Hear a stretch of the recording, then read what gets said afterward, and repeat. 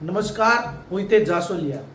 આજકાલ સાયબર ફ્રોડના નામે છેતરપિંડીના ભોગ અનેક નાગરિકો બની રહ્યા છે, ત્યારે તમે પણ પોલીસ કમિશનરના નામે કંઈ ભોગ તો નથી બન્યા ને? સુરત પોલીસ કમિશનરનું ફેસબુક આઈડી, જે ફેસબુક આઈડીમાં ફ્રીજ, ટીવી, વોશિંગ મશીન આ બધું વેચવા મૂકેલું છે પોલીસ કમિશનરના નામથી।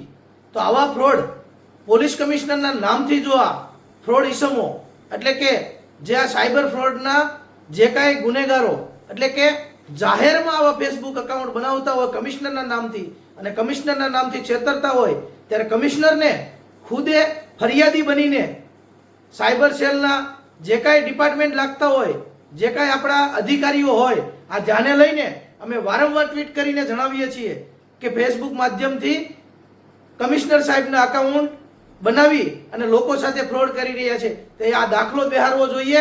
કમિશનર સાહેબે ફરિયાદી બનીને અને આવા ગુનેગારોને પકડી અને આઈટી એક્ટ કલમ મુજબ એટલે કે જે તે કલમ લાગતી હોય કાયદાકીય રીતે આ તમામને આરોપીને પકડી આ દાખલો બેહારવો જોઈએ, જેથી કરીને આ સાયબર ફ્રોડના ગુનાઓ અટકાવી શકીએ।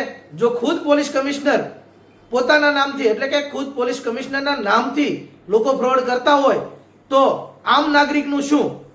તો પોલીસ કમિશનર શ્રી અને પોલીસ ડિપાર્ટમેન્ટ શ્રી આ ગંભીરતાથી નોંધ લેજો, કારણ કે આમ નાગરિકના અકાઉન્ટો તો વારંવાર બનતા હોય છે અને વારંવાર લોકો ફરિયાદ કરતા હોય છે, પરંતુ નિરાકરણ શું? શૂન્ય। હજારો લાખો અકાઉન્ટો ડુપ્લિકેટ એકાઉન્ટ બનાવી અને લોકોના પૈસા ફ્રોડ કરી રહ્યા છે આવા ઈસમો।